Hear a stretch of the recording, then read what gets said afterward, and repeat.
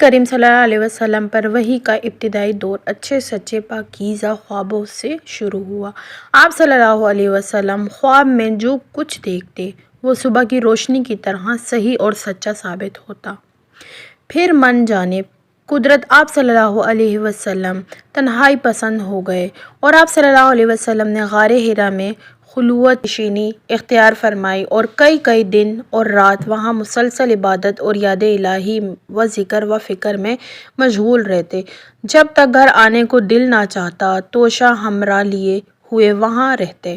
توشہ ختم ہونے پر ہی اہلیہ محترمہ خدیجہ رضی اللہ تعالی عنہا کے پاس تشریف لاتے اور کچھ توشہ ہمراہ لے کر پھر وہاں جا کر خلوت گزاری ہو جاتے۔ یہی طریقہ جاری رہا یہاں تک کہ آپ صلی اللہ علیہ وسلم پر حق منکشف ہو گیا اور آپ صلی اللہ علیہ وسلم غار حرا ہی میں پذیر تھے۔ اچانک جبرائیل علیہ السلام آپ صلی اللہ علیہ وسلم کے پاس حاضر ہوئے اور کہنے لگے کہ اے محمد صلی اللہ علیہ وسلم پڑھو۔ آپ صلی اللہ علیہ وسلم فرماتے ہیں کہ میں نے کہا کہ میں پڑھنا نہیں جانتا۔ آپ صلی اللہ علیہ وسلم فرماتے ہیں کہ فرشتے نے مجھے پکڑ کر اتنے زور سے بھینچا کہ میری طاقت جواب دے گئی، پھر مجھے چھوڑ کر کہا کہ پڑھو۔ میں نے پھر وہی جواب دیا کہ میں پڑھا ہوا نہیں ہوں۔ اس فرشتے نے مجھ کو نہایت ہی زور سے بھینچا کہ مجھ کو سخت تکلیف محسوس ہوئی، پھر اس نے کہا کہ پڑھو۔ میں نے کہا کہ میں پڑھا ہوا نہیں ہوں۔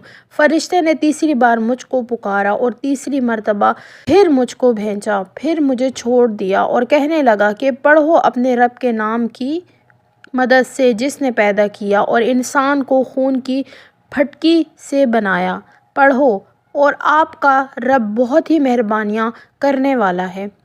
بس یہی آیتیں آپ صلی اللہ علیہ وسلم جبرائیل علیہ السلام سے سن کر اس حال میں غار حرا سے واپس ہوئے۔ آپ صلی اللہ علیہ وسلم کا دل اس انوکھے واقعے سے کانپ رہا تھا۔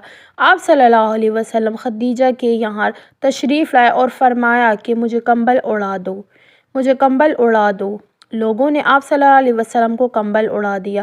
آپ صلی اللہ علیہ وسلم کا ڈر جاتا رہا تو آپ صلی اللہ علیہ وسلم نے اپنی زوجہ محترمہ خدیجہ رضی اللہ تعالی عنہا کو تفصیل کے ساتھ یہ واقعہ سنایا اور فرمانے لگے کہ مجھ کو اب اپنی جان کا خوف ہو گیا ہے۔ آپ صلی اللہ علیہ وسلم کی اہلیہ محترمہ خدیجہ رضی اللہ تعالی عنہا نے آپ صلی اللہ علیہ وسلم کی ٹھراز بندہی اور کہا کہ آپ کا خیال صحیح نہیں ہے، اللہ کی قسم اللہ آپ کو کبھی رسوا نہیں کرے گا۔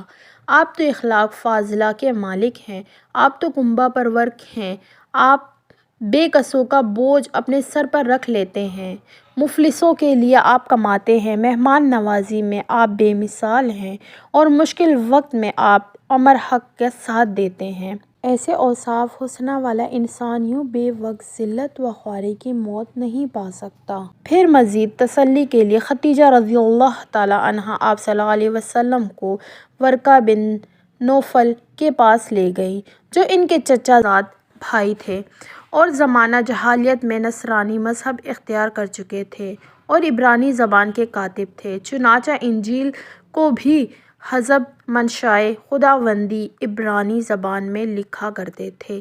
انجیل سریانی زبان میں نازل ہوئی تھی، پھر اس کا ترجمہ عبرانی زبان میں ہوا۔ ورقہ اس کو لکھتے تھے، وہ بہت بوڑھے ہو گئے تھے، یہاں تک کہ ان کی بینائی بھی رخصت ہو چکی تھی۔ خدیجہ رضی اللہ تعالی عنہا نے ان کے پاس آپ صلی اللہ علیہ وسلم کے حالات بیان کیے اور کہا کہ اے چچا زاد بھائی، اپنے بھتیجے محمد صلی اللہ علیہ وسلم کی زبانی ذرا ان کی کیفیت سن لیجئے اور بولیں کہ بھتیجے آپ نے جو کچھ دیکھا ہے اس کی تفصیل سناؤ۔ چنانچہ آپ صلی اللہ علیہ وسلم نے از اول تا آخر پورا واقعہ سنایا، جسے سن کر ورقہ بے اختیار ہو کر بول اٹھے کہ یہ تو وہی ناموز رازدان فرشتے ہیں جسے اللہ نے موسیٰ علیہ السلام پر وحی دے کر بھیجا تھا۔